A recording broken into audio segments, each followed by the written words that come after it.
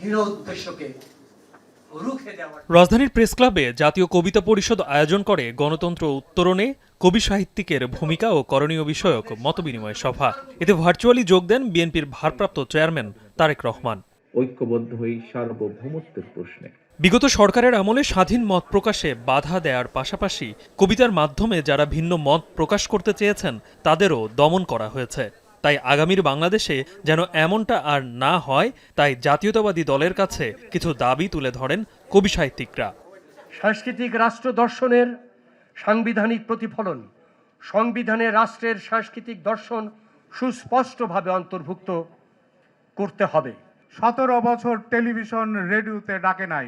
আমি একজন শহীদ বুদ্ধিজীবীর সন্তান হিসাবেও তাদের কোনো কৃপা আমি পাই নাই, যদিও আমি কোনো কৃপা চাই নাই। তাদের অনেক দাবির সাথে একমত পোষণ করে বিএনপির স্থায়ী কমিটির সদস্য সালাউদ্দিন আহমেদ বলেন, আগামীতে বিএনপি ক্ষমতায় গেলে সাংস্কৃতিক কর্মীদের প্রেসার গ্রুপ হিসেবে কাজ করতে হবে। যে সমস্ত কলমজীবীরা শেখ হাসিনাকে সার্ভিস দিয়েছে, স্বৈরাচারকে সার্ভিস দিয়েছে, তারা গণহত্যার সময় তাদের কলম বন্ধ হয়ে গেছিল, কালি বন্ধ হয়ে গেছিল। তারা যখন মানুষের উপরে গুম হত্যা এই সমস্ত হয়েছে তখন তাদের কবিতা আর বেরোয়নি। সেই রকম একটি শ্রেণী বাংলাদেশে পয়দা হয়েছিল। তাদের বিরুদ্ধে আপনারা ওই আগ্নেয়গিরির লাভাটা পয়দা করবেন আর জনগণের উদ্দেশ্যে ফুলের সৌরভ দেবেন গণতন্ত্রের জন্য। আর প্রধান অতিথির বক্তব্যে তারেক রহমান বলেন, দেশের নাগরিকদের অধিকার প্রতিষ্ঠায় ভোটের অধিকার ফিরিয়ে দিতে সুষ্ঠু নির্বাচনের বিকল্প নেই।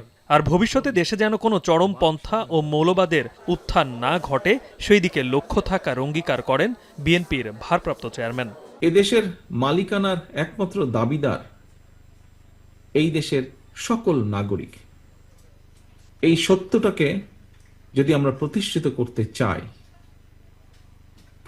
করতে চাই তাহলে মানুষের ভোটাধিকারের প্রশ্নে গণতন্ত্র প্রতিষ্ঠার জন্য বাক স্বাধীনতার পক্ষে একটা অবাধ সুষ্ঠু